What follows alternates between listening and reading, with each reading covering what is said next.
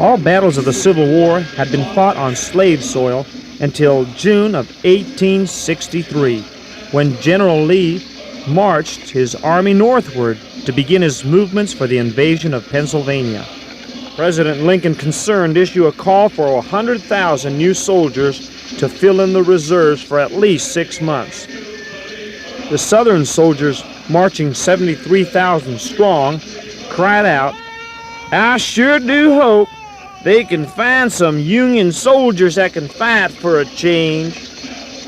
As they marched northward, a Union woman opened up her window and shouted out, "Look, there's Pharaoh's army going to the Red Sea." Another woman sang the Star-Spangled Banner.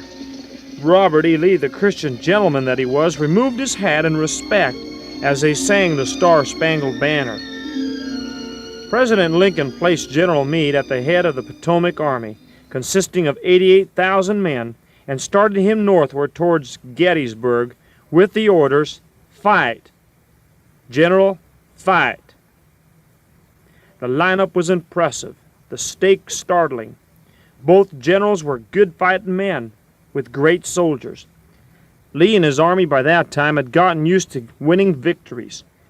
General Meade, now, he was a new commander, and he saw the battle as one in which his men had to fight for their homes, wives, children, barns, cattle, and fields against these southern invaders heading north. A deep concern, almost a frenzy, swept the country round about. Then, when almost everybody seemed panic-stricken, no one could tell what was going to happen next. President Lincoln went to God about this matter. He said later, "Oppressed by the gravity of our affairs, I went to my room, locked the door, and got down on my knees before Almighty God, and prayed to Him mightily for the victory at Gettysburg.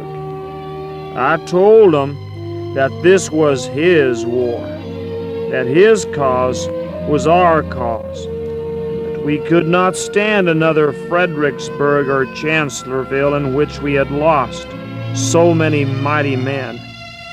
Then and there I made a solemn vow to Almighty God that if He would stand by our boys at Gettysburg, I would stand by Him.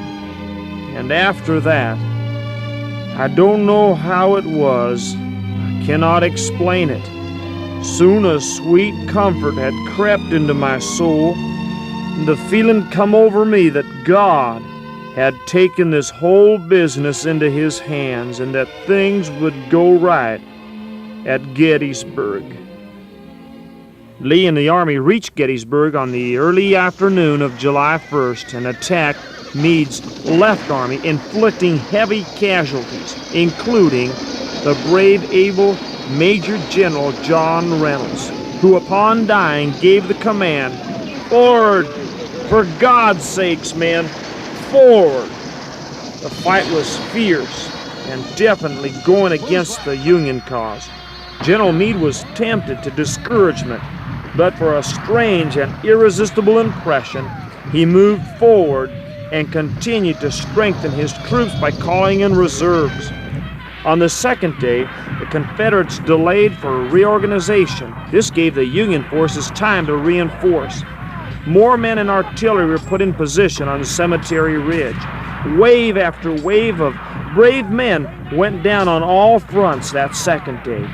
Yet the Union lines held and were retaken so well that by evening, General Meade sent word to Abraham Lincoln with this message: "President, sir, I've taken the earliest possible opportunity to tell you that the battle is going well for the North. The enemy has been repulsed on all points." That night a dreadful awe settled over the battlefields. The horror mingled with dark foreboding of what unfinished tragedy might await tomorrow. General Meade yielded to a strong impression and again ordered some more reserves. On the third day, July 3rd, 1863, General Lee focused all his attention on an all-out attack on Cemetery Ridge, which was Meade's center.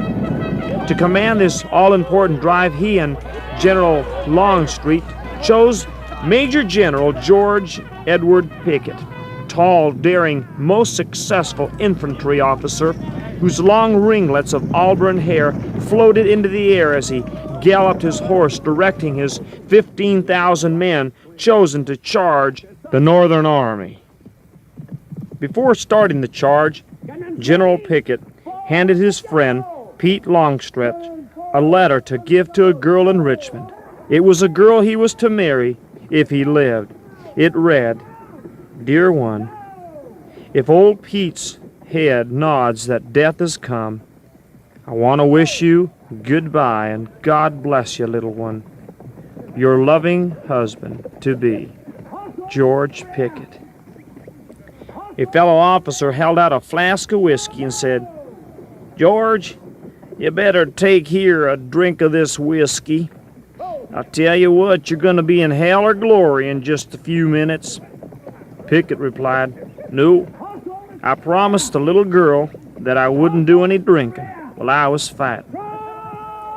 Pickett and his 15,000 men advanced over a mile of broken ground as Union artillery plowed through them with a wild rain of rifle bullets fired from Spencer repeating rifles, a new secret weapon now in use by the Northern Army.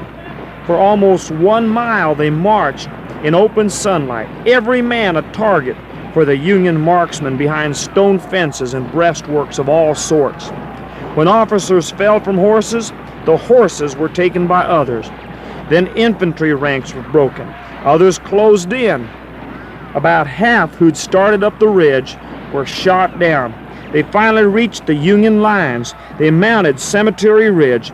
They climbed over the breastworks, ready for the bayonet charge. The fighting was fast and furious, a charge never seen before men on American soil.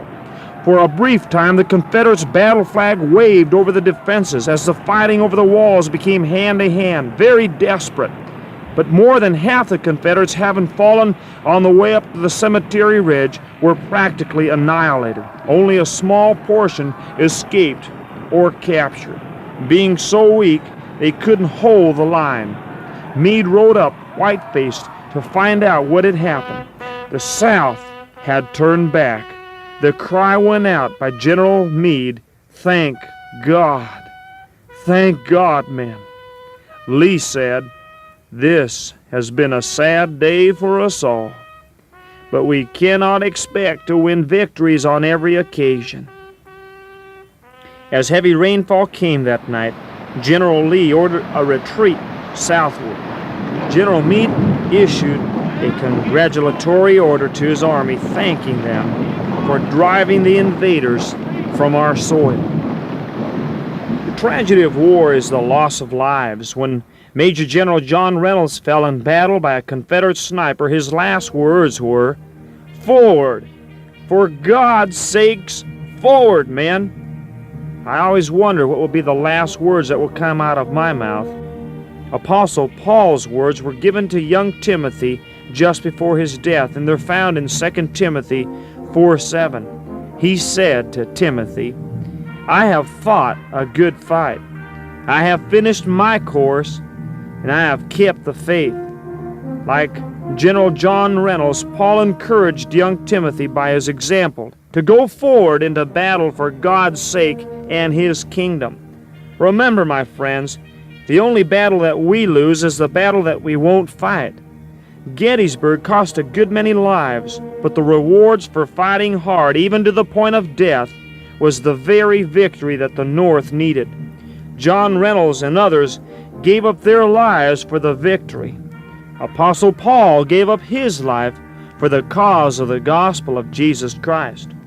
What will you give up to serve Jesus and to retain the precious liberty of our nation? I pray it would be your life and that you will march forward into battle.